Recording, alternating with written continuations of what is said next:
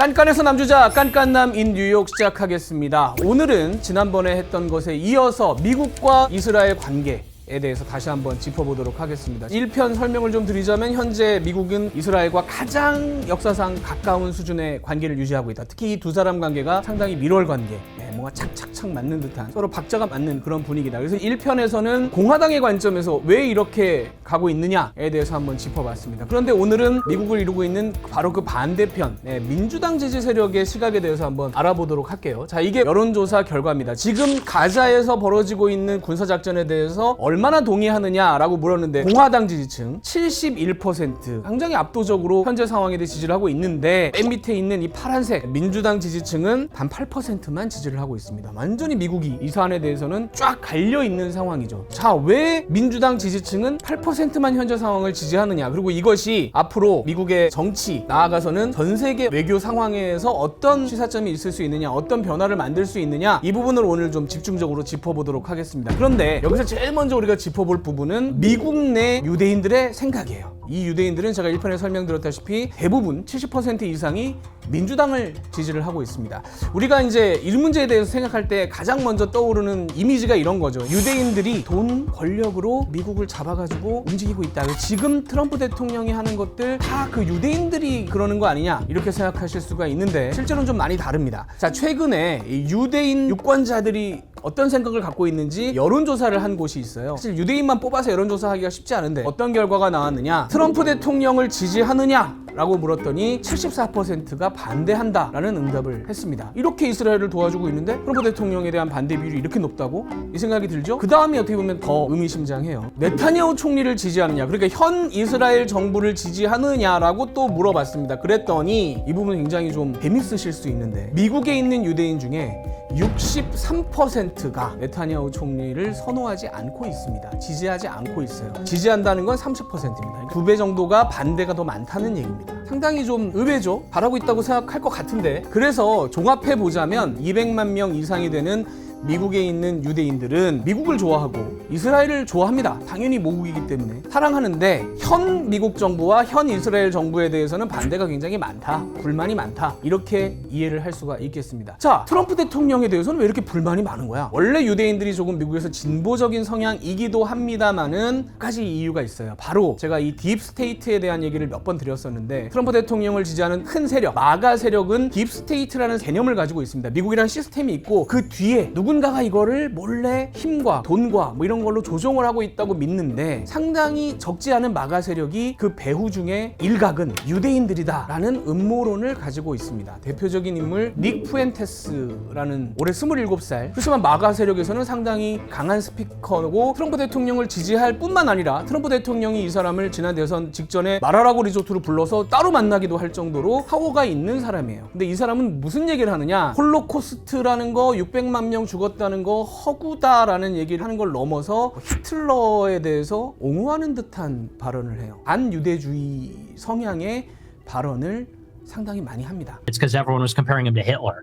Everyone was saying this guy's like Hitler. Well, why? Well, he was talking about building a border wall, being a strong nationalist, bringing country together under one leader.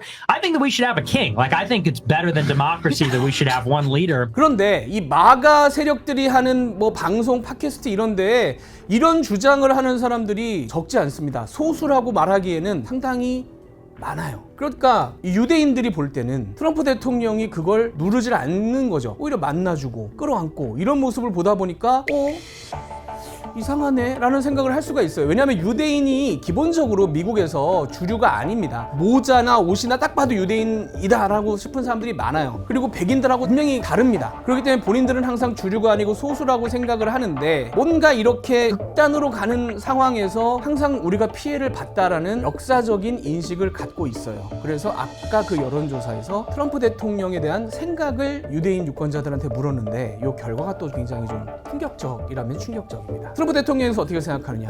위험하다 72%, 파시스트다 69%, 인종차별주의자다가 69%. 사실은 저 빨간색으로 해놓은 것이 미국에서는 제가 몇 번 말씀드리지만 굉장히 예민하고 심각한 주제인데 반유대주의자다라고 생각하는 사람이 절반이 살짝 넘습니다. 유대인들은 기본적으로 트럼프 대통령이 현재 하고 있는 행동이 우리를 위한 것이 아니다라는 생각을 갖고 있는 겁니다. 그래서 민주당을 강하게 지지하고 있고 민주당도 이걸 잘 알고 있어요. 그렇기 때문에 이스라엘에 그렇게 동조를 하기가 어려운 겁니다. 그래서 네타냐후 총리와 그동안 민주당 대통령과의 사이는 항상 좋지 않았어요. 대표적으로 오바마 대통령과 네타냐후 총리 굉장히 좋지 않았고, 오바마 대통령이 2011년에 사고라면 사고인데 카메라가 켜져 있는지 모르고 프랑스 사르코지 대통령과 대화를 나눴던 것이 유출된 적이 있습니다. 네타냐후 총리에 대한 뒷담화를 하다가 두 정상이. CNN 보도가 있는데 이거 한번 보고 오시죠. According to a report by Reuters, I cannot bear Netanyahu. He's a liar, said Sarkozy.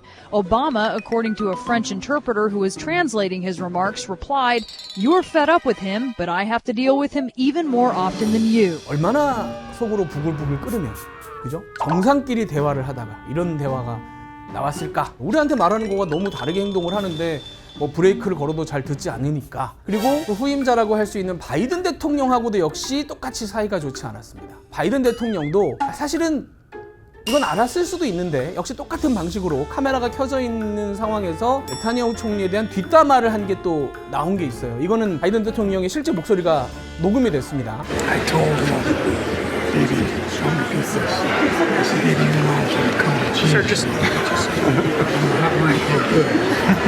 자, 이런 상황에서 그러니까 어차피 미국에 있는 유대인들도 지금 네타냐후 총리에 밀어붙이는 방식에 대해 동의하지 않고 민주당의 다른 지지 세력도 그 부분에 대해서는 그렇게 탐탁하게 생각하지 않는데 이 와중에 트럼프 대통령이 당선이 되고 더 강하게 지금 가고 있잖아요. 그러다 보니까 민주당 쪽에서 지금 어떤 움직임이 강하게 벌어지고 있냐면 젊은 층들이 분노가 들끓고 있는 겁니다. 작년에 왜 대학 시위도 그런 이유에서 촉발이 됐습니다만은 공화당도 공화당이지만 그런저런 문제들을 제대로 막지 못하는 민주당 지도부 구 정치 세력에 대한 불만이 젊은 층에서 부글부글 끓어오르고 있고 그게 여러 가지 형태로 지금 분출이 되고 있어요. 하버드대에서 한 달 전에 나온 여론조사 결과입니다. 근데 이 하버드대 여론조사가 트럼프 대통령이 좀 수치가 잘 나오는 여론조사 중에 하나예요. 그래서 트럼프 대통령을 지지하느냐라는 물음에 47%의 지지율이 나오는, 그러니까 지금 30%대 지지율이 나오는 여론조사도 있는데 40%대 후반 지지율이 나오는 몇 안 되는 여론조사 중에 하나입니다. 그러니까 이런 여론조사에서 상당히 또 의미심장한 결과가 나왔어요. 뭐냐면 하마스가 하는 행동 어떻게 생각합니까? 라고 물어본 거예요. 당연히 동의할 수 없죠. 하마스가 하는 행동에 대해서는 이제 분노하는 사람이 많죠. 미국 국민의 4분의 3이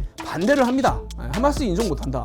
그렇게 하면 안 된다. 남녀노소 가릴 거 없고 정당 가릴 거 없고 심지어 민주당 지지 세력이 하마스에 대한 반대가 더 커요. 이 여론조사에서는. 그런데 이 다음 질문에서 나름 충격적인 결과가 나오는 게 뭐냐면, 자, 그럼 지금 상황에서 당신은 이스라엘 편입니까? 하마스 편입니까? 아주 직접적으로 그냥 묻습니다. 사실은 이렇게 물었을 때는 답은 정해져 있죠. 이스라엘 편이야? 하마스 편이야? 물었을 때 하마스 편인데요? 하기가 곤란하잖아요. 하마스 편을 든다고 하더라도 뭐 그런 비율이 당연히 높지 않겠죠. 그래서 똑같이 미국 국민의 4분의 3은 이스라엘 편을 듭니다 라는 결과가 나왔는데, 여기서 그러면 뭐가 놀랍냐? 18살에서 24살까지 이제 막 대학에 가서 졸업하는 정도의 나이에 있는 청년층에서는 하마스를 지지한다는 응답이 60%가 나와버린 겁니다. 여론조사 결과가 미국 내에서 적잖은 충격을 안겨줬어요. 젊은 층이 저렇게 생각한다고? 연령대에 따라서 특히 이제 65세 이상은 90%가 이스라엘을 지지하는 상황에서 뭐가 바뀌어도 지금 심각하게 아주 근본적으로 크게 바뀌고 있구나라는 근거로 지금 이게 거론이 되고 있습니다. 근데 아까 저 질문은 조금 답정너식의 질문이긴 했잖아요. 어느 편이냐? 질문을 바꿔보면 또 다른 상황이 발생합니다. 이건 이제 갤럽의 여론조사인데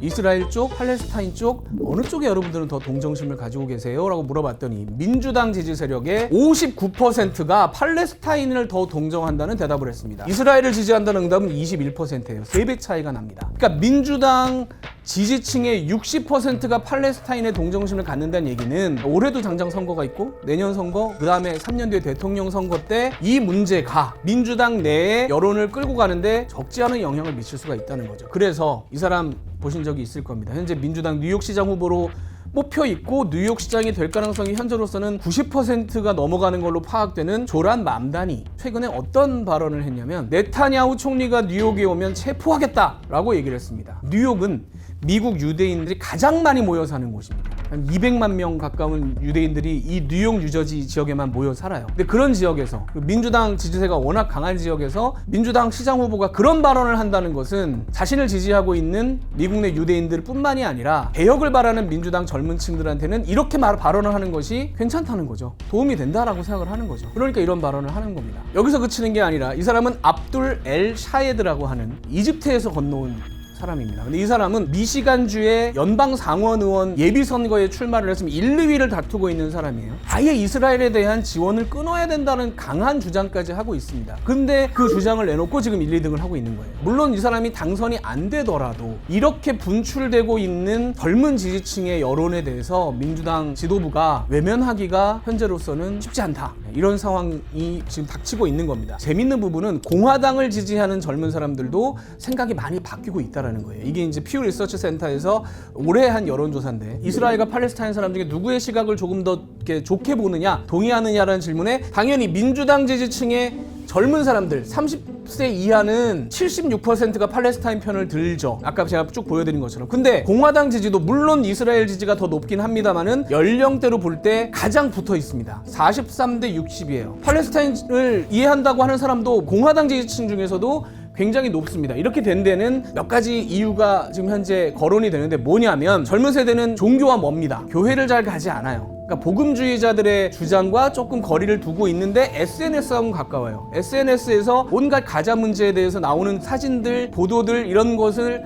항상 보고 주변에서 그런 얘기를 듣다 보니까 젊은 세대는 종합적으로 볼 때 60대 46으로 팔레스타인을 더 옹호하는 세력이 많고 공화당 내에서도 이게 좁혀졌다라는 겁니다. 이 부분에 있어서 30대 이하가 얼마나 된다고 미국 정치에 그 정도로 영향을 준다고 그렇게 생각하실 수 있죠. 그러나 말씀드린 대로 민주당 내에서는 이 젊은 층이 차지하는 비중이 굉장히 높을 뿐더러 우리와 상당히 다른 부분이 인구 피라미드를 보시면 30대 이하가 상당히 두텁습니다. 역 피라미드가 아니에요. 굉장히 두툼해요. 이 세대가 계속 나이가 들어서 올라간다는 겁니다. 현재로서는 30대 이하가 미국 전체 유권자의 20% 정도지만 1년, 2년, 3년, 4년 당장 대통령 선거만 해도 3년 후니까 점점 더 비중이 늘어날 수밖에 없다는 거죠. 그러면 민주당의 주도 세력은 이 여론을 무시할 수 없고 더 나아가서 공화당 지지 세력도 자신들을 지지하는 젊은 층도 생각이 많이 달라지고 있기 때문에 그렇게만은 할 수가 없을 겁니다. 결과적으로는 내년 중간선거, 3년 뒤에 대통령 선거 때 이 미국에 있는 젊은 층, 기성세대와 뭔가 생각이 많이 달라진 이 젊은 층들이 투표를 하러 나섰을 때 이것이 미국 정치를 어떻게 바꿀 것인가, 더 나아가서는 미국의 외교 정책을 어떻게 바꿀 것인가, 거기에 대해서 우리는 과연 어떻게 대응을 해야 할 것인가. 예를 들면 지금 유엔에서 총회가 벌어지고 있는데 영국부터 시작해서 프랑스 이런 나라들이 팔레스타인 국가를 인정한다고 나섰잖아요. 제가 볼 때는 만약에 다음에 민주당 정권이 들어선다고 하면 민주당 정권이 지금 있는 이스라엘 정권에 빚진 게 없기 때문에 더더군다나 이 젊은 지지층들은 그런 걸 원하기 때문에 그 방향으로 움직일 가능성이 있습니다. 항상